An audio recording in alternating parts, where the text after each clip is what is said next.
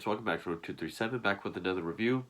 And this review will probably wrap up this sort of small series I've been doing of films from the height of the torture porn genre, sort of the boom of the torture porn, the era of the torture porn boom, is what I meant. Pretty much between '04, 2011, 12 or so. And this is for a 2011 film, which was pretty much right on the tail end of the height of popularity of the genre. And it is for Hostel Part 3. Now, you can go check out my reviews of the first two Hostels, but real quick, I always found this to be very disappointing and very overrated, especially in the world of torture films. It's not one that I mind, but I don't like it nearly as much as everyone else does. I wouldn't call myself a fan of it. This one, upon this most recent rewatch, I was actually surprised. I think this is the superior Hostel film. There's actually a lot that I like in this one. I think this is one of the more mature films Eli Roth has made, especially on a technical level. And this one probably has the best gore effects and the most torture, probably. Uh, I probably can't say I am a fan of Hostel 2. I would say I do like this film.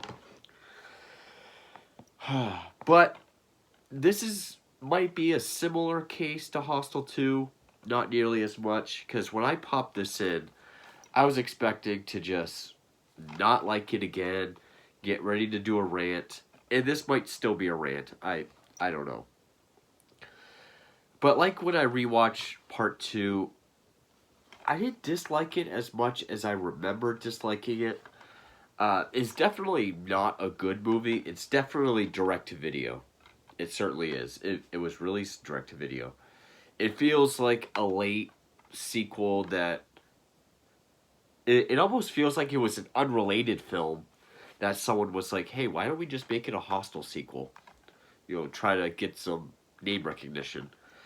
I don't think that was the case because some of the, like Scott Spiegel, who I think produced the first two.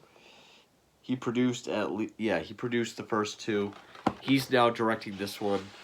The best film he's directed is still Intruder from 1989.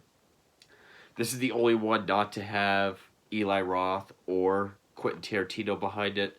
Roth was supposed to be a producer, but he was never credited. It was written by, let's see, and it does have some of the same producers as the first two, like Mike Fleiss and Chris Briggs. But it was written by Michael D. Weiss, who I guess his other credits are like higher up, direct sequels like in the Scorpion King series and stuff like that. And this is kind of what it feels like. This really does feel just like a end of popularity of a genre sequel that's just kind of trying to keep it alive. That being said, there are some interesting things in this. Now, the cast, I really only recognize two people.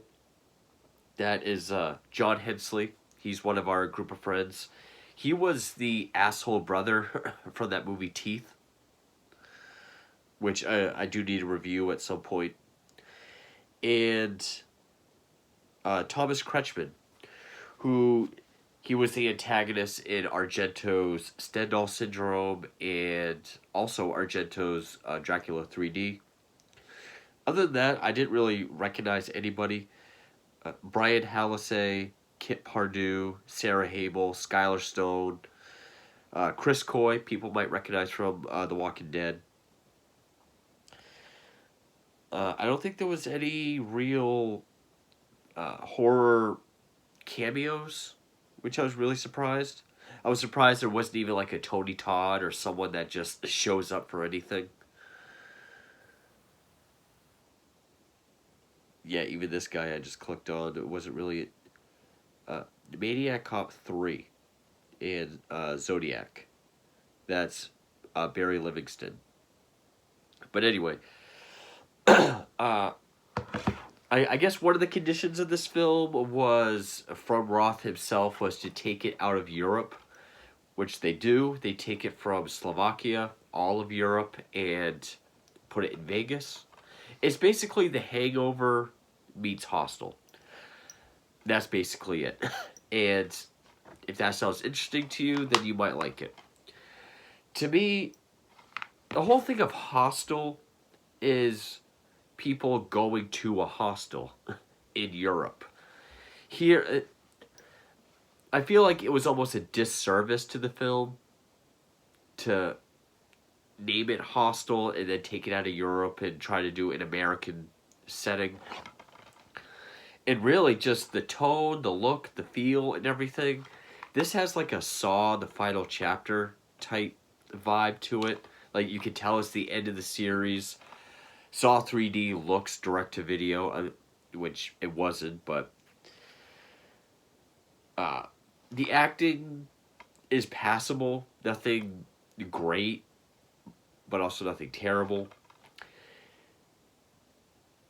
The only interesting thing is now, and I don't know if this is just social commentary or a neat idea, but by moving it to Vegas, the torture segments are now not just people who pay to do it.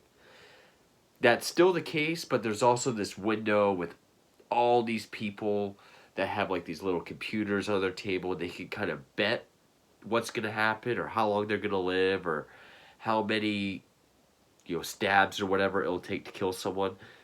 So now there's an audience and they can gamble on the torture, which is a neat idea, and that could almost. Sorry, I'm wiping my nose so much. It hasn't stopped running all day, driving me nuts. I I almost wish that this was called something else. Actually, I do wish that this was called something else because it does do enough different things. I mean, make it like a gambling torture show probably could serve its own film. It does try to have a lot of twists. It does try to pull the rug out from under you quite a few times.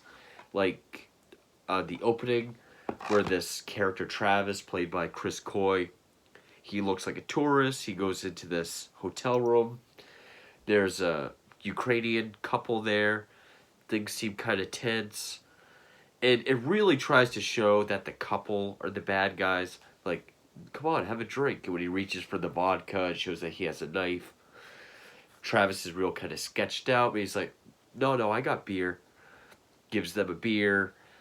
But then you find out the couple's the ones that's been drugged, and this guy Travis is in on it, and we're actually in Vegas. So we try to set it up like, oh no, this is the hostel because see, we got Ukrainians, Slovakians try to lure in this tourist, but then it flips it. And we see that he has his elite hunting tattoo.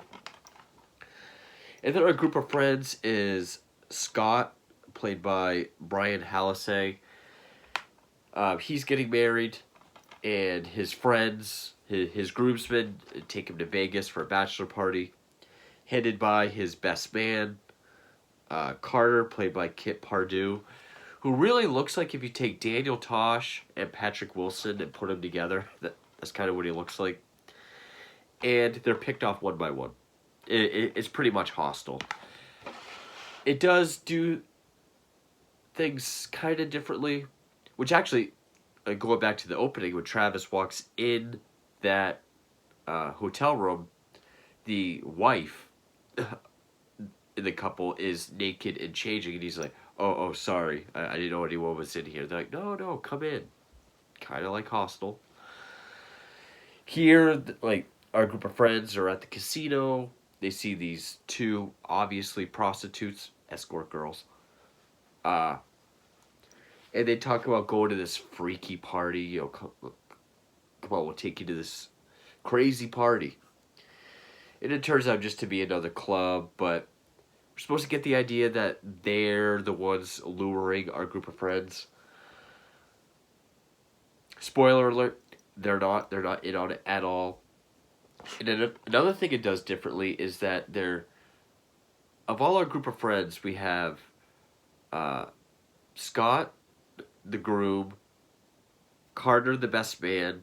We have Justin, played by John Hensley from Teeth.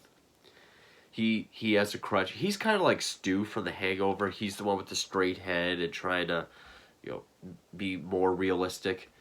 He doesn't want to go to clubs. He wants to go to Cirque du Soleil, which, I mean, I would be that guy in that movie.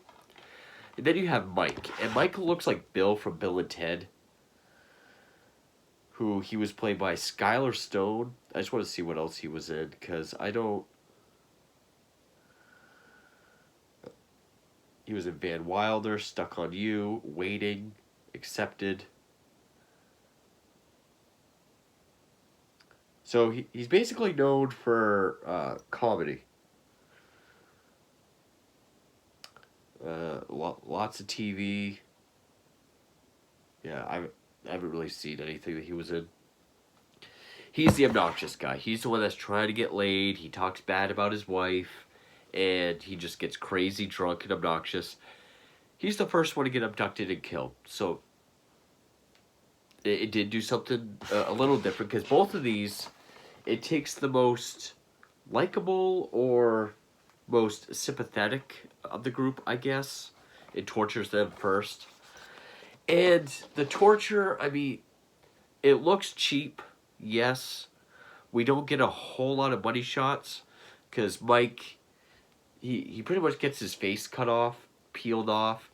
We only kind of see, like, this. We don't see the full shot.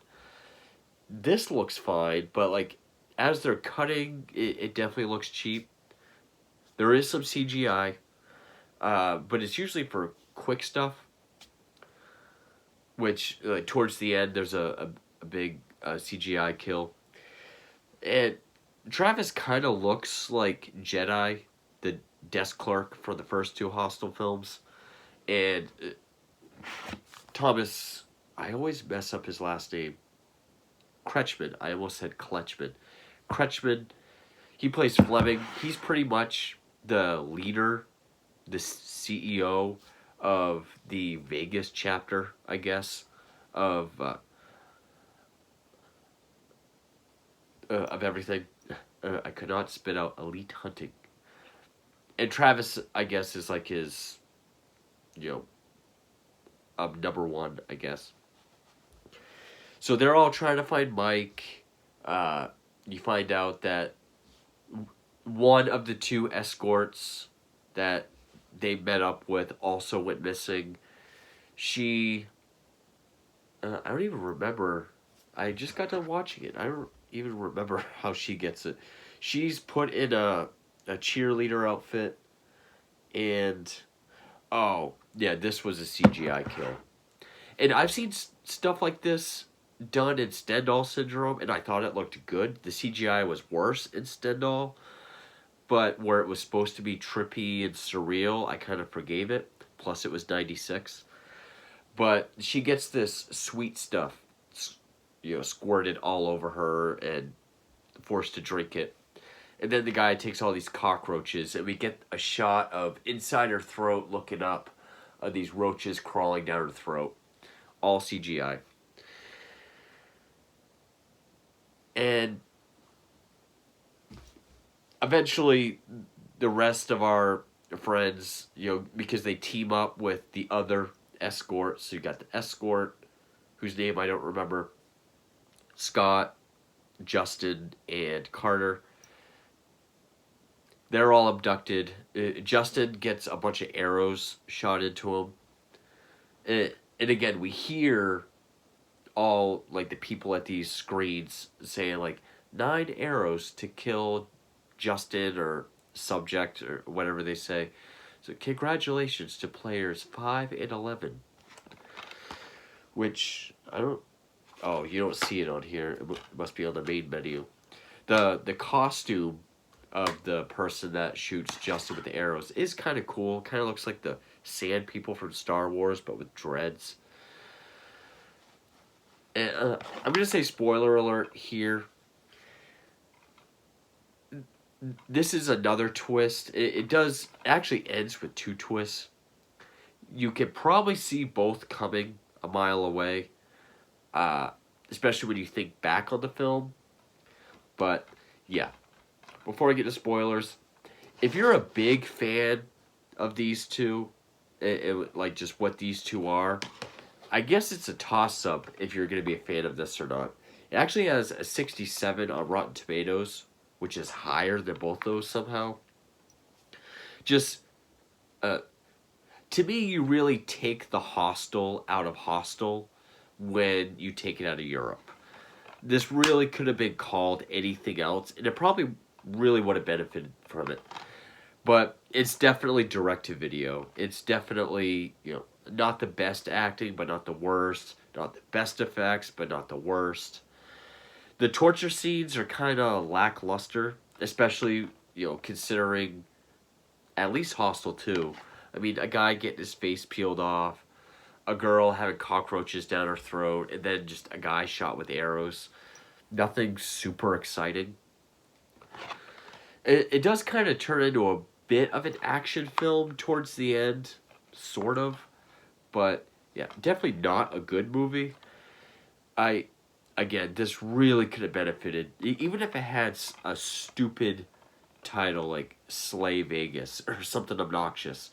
I do think it would have benefited. But spoilers for those that haven't seen it. Which also, I don't know how many people know there's a Hostel 3. I did not know that this was coming out back in 2011. I was actually at the store one day, just browsing, and I saw the Spine Hostel Part 3, and I was like, what the hell? When did this come out? But, so yeah, I'm not sure how many people know about this, but, yeah, anyway, now spoilers. So, when everyone else is abducted, we see, because there's all these cages, and the husband, the Ukrainian husband from the opening, is kept alive. I guess no one wants to buy him. And you have these two guards with a cattle prod, and Carter's like, you guys are making a mistake, see? And he, shows his arm. He has an elite hunting tattoo. And I've heard different theories on whether this was planned from the get-go, or if, when the whole thing with the prostitute fell through. Because when they first meet up with these escort girls, one does take Scott to the champagne room, try to have sex with him. He rejects her, saying, I cheated once, she took me back, and that's not who I am anymore, so I'm sorry, but no. And so I'm not sure if Carter planned this whole elite hunting from the very beginning, or if when the plan with the escorts and he wouldn't cheat again with her, then he resorted to elite hunting. Doesn't matter either way, because we find out he's in love with Scott's fiance. Actually, in the beginning of the film, when Carter goes to pick him up, they even talk about how, you had your chance to date me back in high school, but you had to be, a man whore or whatever. And he's like, I missed my chance.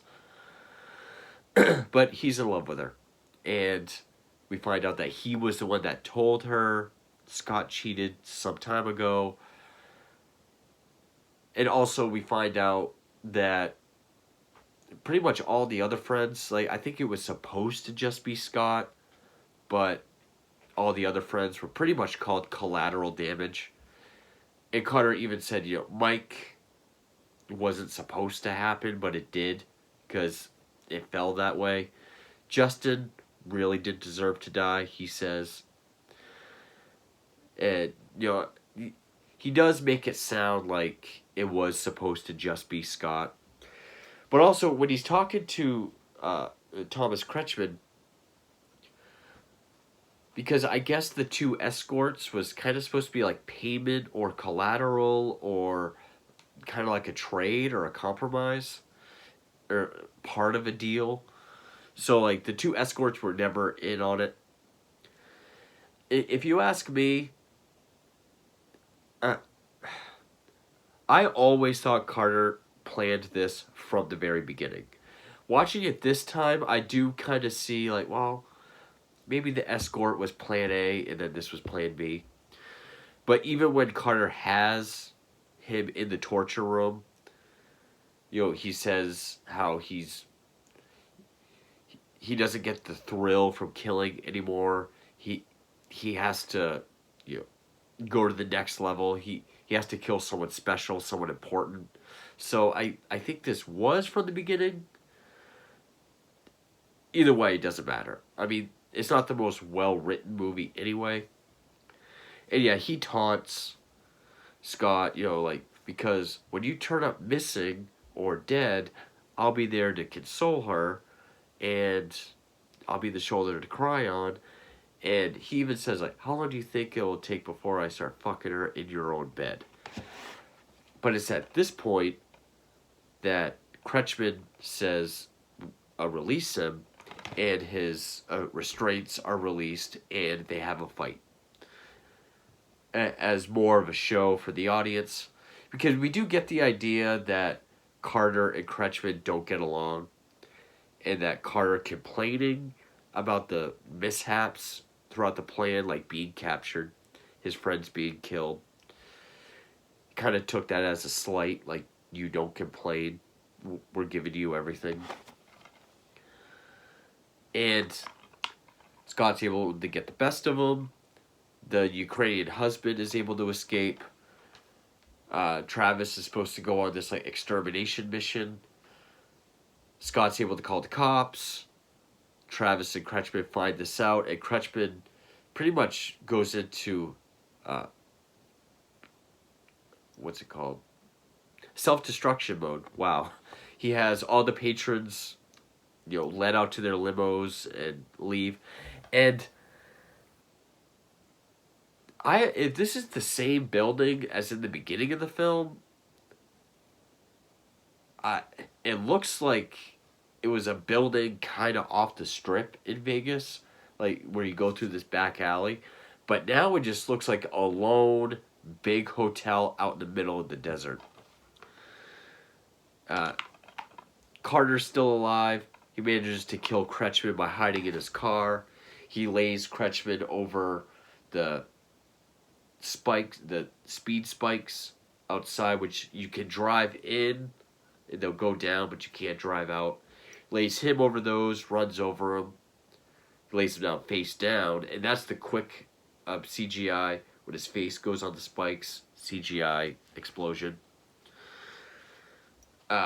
Scott's able to kill Travis, and then just before the building explodes, Carter locks the fence with Travis. Scott still trapped behind it. It explodes. We even see explosion coming towards Travis. And then we see sometime later, Carter is with Scott's fiance. He's consoling her. Like, I can't believe he's gone. There's an urn there. She says, I don't want to be alone tonight. He has a look like I succeeded. But she drives a corkscrew through his hand saying he lived. We see a burnt up Scott. I almost poked myself in the eye. And then they tie him up in the garage in the basement with barbed wire. Takes this gas-powered rototiller, puts it right to his face. We don't see it. We just see the blood spatter everywhere. And then just a shot of outside the house and a movie. I mean, you can probably tell that this is all put on by Carter, even from the beginning. I don't think that's a major twist. I mean, it is a twist, but I don't know how effective it is. The only real twist that I thought worked would have been, I guess, the opening.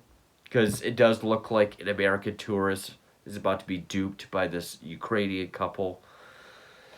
I mean, even if you know this takes place in Vegas, maybe it's just like a precursor, like an unrelated thing that we might see. Was just like, oh, that's right, we're in Vegas in this one. Every time I watch it, still, because this is not a very memorable movie. I always forget what happens in it. That the fact that the two escort girls, Nikki and Kendra, was that her name, are not in on it. They're victims as well. Which Scott does try to get the other one out of her cage, but she's shot. So not all the twist works. I can't give it credit that it does try to do different things, like killing the obnoxious asshole douchebag first. Uh, Making these escort girls not in on it, like they're not lured through them. It's actually a member of the group that's setting all of them up. But as far as everything else goes, the torture, the gore, I can't even think of that many well done shots. Like when I think back, wow, when I think back to Hostel 2, there's some very well done, the wide shots or just the way things are lined up and things that he captures. Certain like reveals of the torture room, wide shot starting at the ceiling, then panning down and really showing this room. There is some good cinematography in this. It's a very interesting, well done shots. Here, I can't really think of anything that stands out as good or interesting on a technical level. The score, who did the music? Is this Frederick Weidman? He didn't do the first two, but there were some pieces that kind of sounded like Hostel music, mainly in the beginning when the Ukrainian couple is knocked out and then, wow, excuse me, and then transferred. I am just knocking everything down tonight. This is embarrassing. But yeah,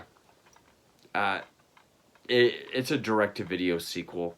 It's not very good, and you can definitely tell the genre was coming to an end, and I still stand by that this should have and could have been called anything, and I think it would have been better.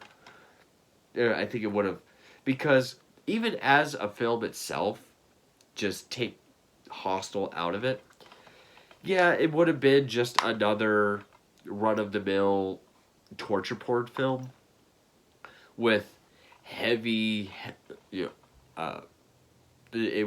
would have seemed heavily derivative of Hostel, a lot of the similarities to Hostel, but I would have rather just seen another unoriginal torture porn film than just a sequel that should have not been a sequel. It should have been named something else. But yeah, that's kind of my thoughts on it. I really didn't mean to go on this long, but yeah.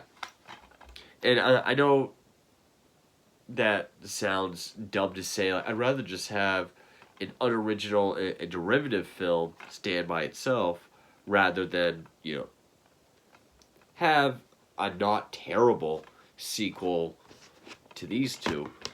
But, I probably would have respected it more if they try to call it something else. Because, again, the idea of having this gambling torture show in Vegas can stand on its own. But, anyway, that is Hostel Part 3, and that wraps up my reviews of the Hostel trilogy franchise, whatever you want to call it. And probably that does wrap up all the torture porn films that I have between 2004 and 2012. Pretty much the peak of the genre. So 2 is still my favorite. 1 is still disappointing and overrated. 3 is pretty much forgotten. But anyway, thank you for watching.